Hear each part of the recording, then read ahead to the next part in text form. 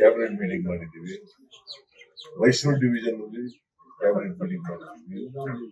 ಇವತ್ತು ಬೆಂಗಳೂರು ಡಿವಿಷನ್ ಅಲ್ಲಿ cabinet meeting ಮಾಡ್ತಾ ಇದ್ದೀವಿ. ಸ್ವಲ್ಪ ದಿನ ಆದ್ಮೇಲೆ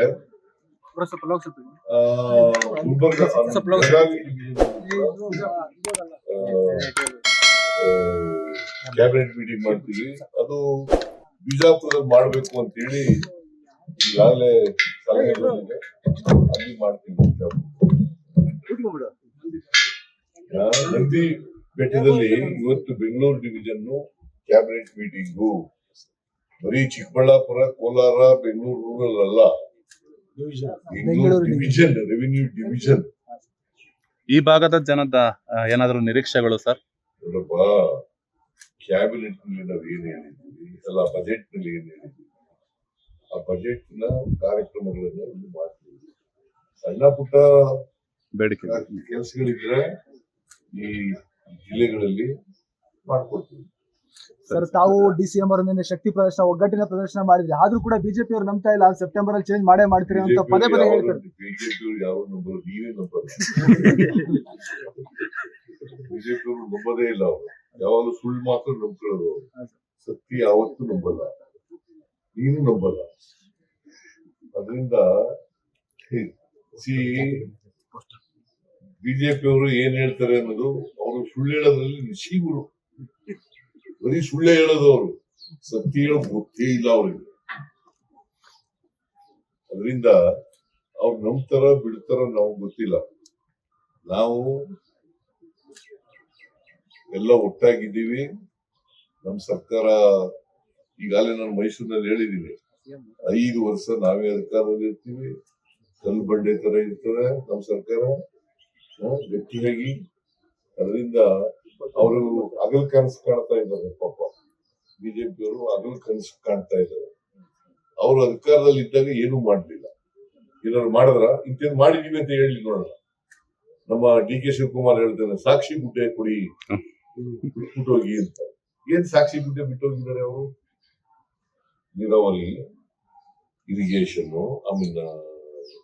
ರೂರಲ್ ಡೆವಲಪ್ಮೆಂಟ್, PWD, ಆಮೇಲೆ ಎಜುಕೇಶನ್, ಆಮೇಲೆ ಹೆಲ್ತ್, ಎಲ್ಲಿ ಬಿಟ್ಟಿದ್ದಾರೆ? ಯಾವ್ದು ಬಿಟ್ಟಿದ್ದಾರೆ ಹೇಳಿ ನೋಡೋಣ. ಸರ್ಕಾರ 4 ವರ್ಷ ಸರ್ಕಾರದಲ್ಲಿ ಇದ್ರು.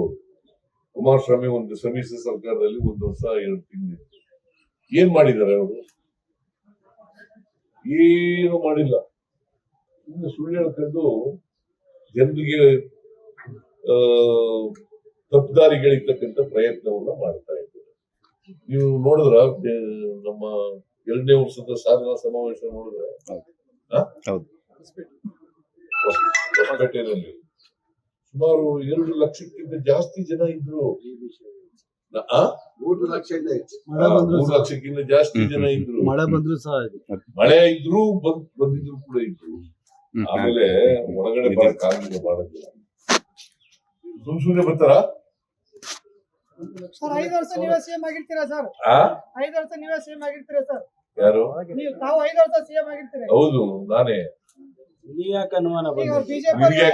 ಬಂದಿದೆ? ಯಾರು? ಬಿಜೆಪಿ ಅವರು, ಜೆಡಿಎಸ್ ಅವರು ಸರ್. ಅವರು ನಮ್ಮ ಹೈಕಮಾಂಡ್. ಅಶೋಕ್ ಅವ್ರು ಹೇಳ್ತಾ ಇದ್ರಲ್ಲ, ನಮ್ಮ ಹೈಕಮಾಂಡ್ ಏನ್ರಿ ಅವರು?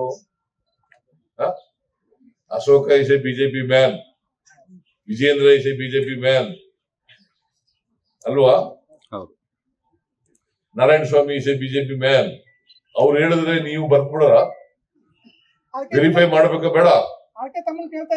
ಅದಕ್ಕೆ ನಾನು ಹೇಳೋದು ಬರೀ ಸರ್, ಜಾತಿ ಸಮೀಕ್ಷೆ ಆಯ್ತಲ್ಲ ಸರ್, ಜಾತಿ ಸಮೀಕ್ಷೆ ಸರಿಯಾಗಿ ಆಗ್ತಿಲ್ಲ. ಅಧಿಕಾರಿಗಳು ಮನೆ ಬಾಗಿಲಿಗೆ ಅಂಟಿಸಿ ಸಮೀಕ್ಷೆ ಮಾಡಲಾಗಿದೆ ಅಂತ ಸರ್ ರುಜುವಾಕ್ ಹೋಗ್ತಿದ್ದಾರೆ ಸರ್. ನೋಡಪ್ಪ, ಒಂದು ವೇಳೆ ನಿಮ್ಗೆ ಆತರ ಇದ್ರೆ ಆನ್ಲೈನ್ ಮಾಡ್ತಾರೆ. ಆನ್ಲೈನ್ ಮಾಡಕ್ಕೆ ಏನೋ ತೊಂದ್ರೆ ಇದೆಯಾ? ತೊಂದ್ರೆ ಇದೆಯೇನ್ರಿ? ಅಲ್ಲ, ಆದ್ರೆ ಕೆಲವು ಹೇಳಪ್ಪ, ನಿಮ್ಗೆ ಏನಾದ್ರು ತೊಂದ್ರೆ ಇದೆಯಾ? ಆನ್ಲೈನ್ ಕಳಿಸ್ಕೊಡ್ಲಿಕ್ಕೆ ನಿಮ್ಗೆ ಏನ್ ತೊಂದ್ರೆ? ಹೇಳು. ನಿಮ್ಗೆ ಆನ್ಲೈನ್ ನಲ್ಲಿ ಅಕ್ಸೆಪ್ಟ್ ಮಾಡ್ತೀವಿ, ಮನೆಗೆ ಹೋದ್ರೆ ಅಕ್ಸೆಪ್ಟ್ ಮಾಡ್ತೀವಿ, ಮೀಟಿಂಗ್ ಗಳಲ್ಲಿ ಅಕ್ಸೆಪ್ಟ್ ಮಾಡ್ತೀವಿ. ಯಾವ್ದಾದ್ರು ಈ ದಾರಿಗಳಲ್ಲಿ ಯಾವ್ದಾದ್ರು ಒಂದು ದಾರಿನಲ್ಲಿ ನೀವು ನಿಮ್ ಜಾತಿ ಹೇಳ್ಕೋಬೇಕು. ಅದು ಪರಿಶಿಷ್ಟ ಜಾತಿ, ಮಾತ್ರ ಪರಿಶಿಷ್ಟ ಜಾತಿ 101 ಜಾತಿಗಳಿದೆ. ಪರಿಶಿಷ್ಟ ಜಾತಿ, ಪರಿಶಿಷ್ಟ ವರ್ಗ, ಅವರು ಮಾತ್ರ ಸರ್ವೆ ಮಾಡ್ತಾ ಇರೋದು. ಪರಿಶಿಷ್ಟ ಜಾತಿ ಸರ್, ಪರಿಶಿಷ್ಟ ಜಾತಿಗಳ ಸರ್ವೆ ಮಾಡ್ತಾರೆ. ಬಟ್ ಅಧಿಕಾರಿಗಳು ಮಾಡಿದೀವಿ ಅಂತ ರುಜು ಹಾಕ್ಬಿಟ್ಟು ಹೋಗ್ತಿದ್ದಾರೆ. ಎಲ್ರಿಗೂ ಆನ್ಲೈನ್ ಅಲ್ಲಿ ಮಾಡಕ್ ಬರ್ಬೇಕಲ್ಲ ಆ ವರ್ಗದ ಜನಕ್ಕೆ ಅಂತ ಸರ್. ಸ್ಲಮ್ ವರ್ಗಗಳಲ್ಲಿ ಇರ್ತಾರೆ, ಮನೆಗೆ ಬಂದಿರ್ತಾರೆ. ಹಾ. ಅಲ್ಲಿ ಕೊಡ್ಲಿಲ್ಲ ಅಂತಂದ್ರೆ ಅಡ್ಜಸ್ಟ್ಮೆಂಟ್ ಹೋಗ್ತಾರೆ. ಹೇಳದೆ ಹೋದ್ರೆ ಜಾತಿ ಹೇಳದೆ ಹೋದ್ರೆ ಅಡ್ಜಸ್ಟ್ಮೆಂಟ್ ಹೋಗ್ತಾರೆ. ಲೇಟೆಸ್ಟ್ ಹಾಗೂ ಇಂಟ್ರೆಸ್ಟಿಂಗ್ ಸುದ್ದಿಗಳಿಗಾಗಿ ಬಾಸ್ ಟಿವಿ ಕನ್ನಡ ಚಾನೆಲ್ನ ಸಬ್ಸ್ಕ್ರೈಬ್ ಮಾಡಿ. ಹಾಗೆಯೇ ಬೆಲ್ ಐಕಾನ್ ಪ್ರೆಸ್ ಮಾಡಿ. ಇದರ ಜೊತೆಗೆ ಫೇಸ್ಬುಕ್, ಇನ್ಸ್ಟಾಗ್ರಾಮ್, ಎಕ್ಸ್ ನಲ್ಲೂ ಮಿಸ್ ಮಾಡದೆ ಫಾಲೋ ಮಾಡಿ.